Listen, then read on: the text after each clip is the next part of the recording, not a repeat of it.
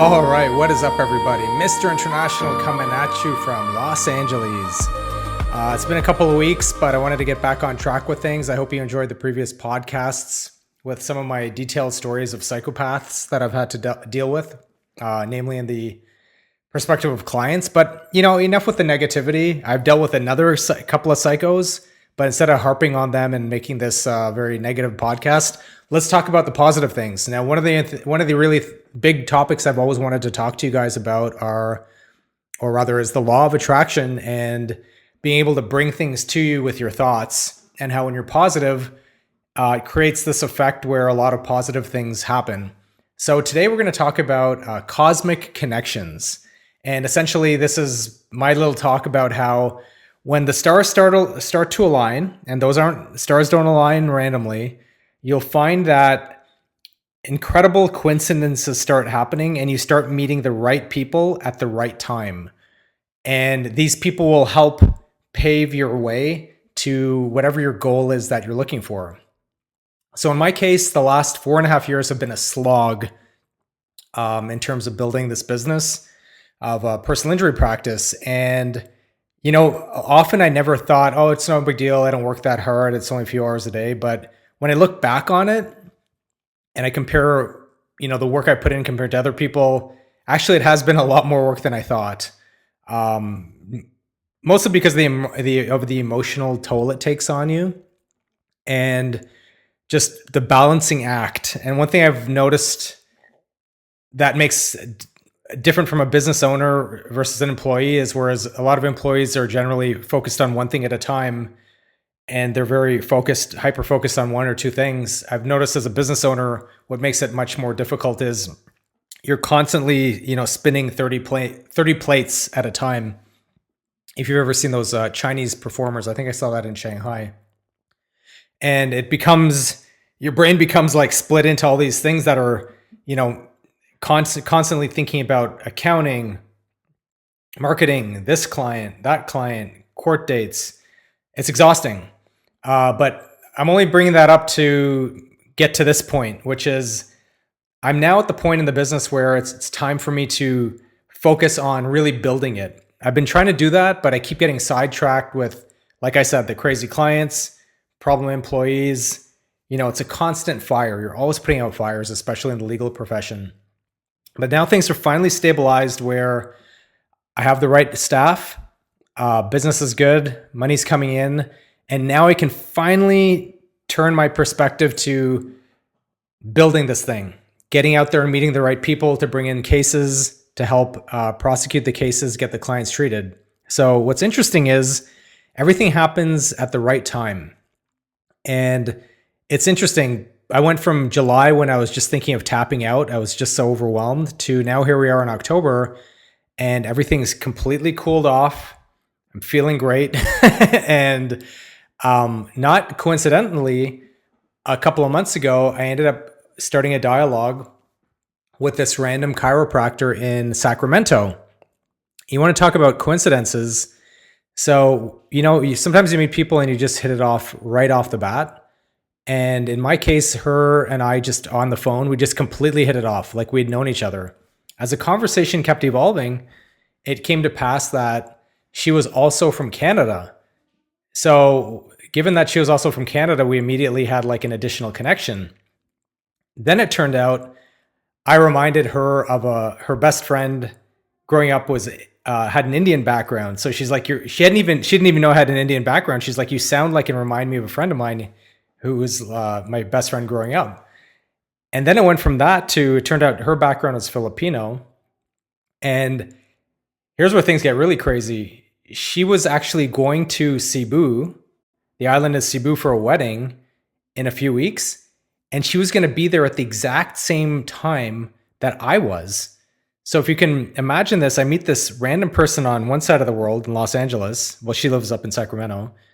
And not only did she grow up in Canada, her best friend was Indian. And then of all the places on planet Earth she could be going, her and I were like literally landing in the same city on planet Earth on the same day in a few weeks. Now, we didn't end up meeting. Just too much stuff was going on her end with her family's wedding and whatnot. But talk about divine connections. So I'm bringing it up because we finally met her and I in person last week. I finally had time to go up and meet her in Sacramento. Uh, we just felt like old friends. Like we had so much in common. We'd kind of started our careers at the same time. Uh, it was just incredible. Like just really great quality human being.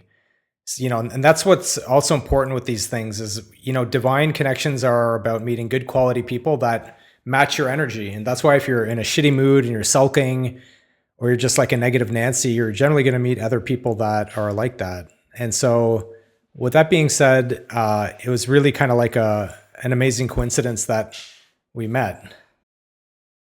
And the reason I call them divine connections is because what are the chances? I mean, chances of meeting people and having these coincidences they exceed millions, like millions and millions. But when you're on the right path, you'll find that you start encountering more of these connections with the right people at the right time. I'm not saying these people will always be in your life and stay there for a lifetime, but you're going to meet them along the way to help propel you to the next level. And so after I met her, a couple of months ago, I was referred to another doctor over in the Fremont area. And, I didn't even know much. I didn't know anything about him. And him and I started chatting, and it was just strictly professional. I knew very little about him. And then I don't know what happened during one of our quick conversations, but the conversation started evolving from just professional to personal. And next thing you know, we figured out that we were the same age. We both had Indian backgrounds. We were both also from Canada, if you can believe it. This guy was also from Canada and moved down to California. And he was from Scarborough, which is a neighborhood in Toronto. Now, I didn't grow up in Toronto, but I did live there for a period of time when I was doing my MBA. And it turned out that he was from Toronto, had moved down here, and he'd moved down here to the States roughly the same time I did. So we ended up having all these things in common. We knew the same places in Toronto. His professional trajectory is the same as mine in terms of, when he started his business and started practicing as a doctor. And then I started joking with him because I usually open the door to kind of see how people's personalities are with some of my weird humor. And he totally got it, which was very refreshing because I've found since I moved to California anyway, people don't really understand my sense of humor because I have a more sarcastic kind of way of making people laugh. Whereas here in California, when I do it, people think I'm being serious. So they think I'm weird. But he totally got it because it's the more kind of Canadian way. And so he and I totally hit it off at a personal level just over the phone. So after I met the other chiropractor, I'd gone over to Fremont to now meet him. And man, it was we'd known each other for 20 years. And then he introduced me to a friend of his that joined us, and him and I hit it off. And we could have just kept talking probably all day, but I had to catch my flight. So, it was really fascinating meeting these two people that I had so much in common with. But then more importantly, once I met them, I felt like a deep connection as though I had met them or known them rather for 20 or 30 years. And outside of the personal side, professionally, we were all such a good complement for each other. Undoubtedly, we can all help each other build our businesses and have fun in the process doing it. Both great quality people. Especially in this business, you meet a lot of not great quality people, in my opinion. As I've told you before, I myself as an attorney hate talking to attorneys.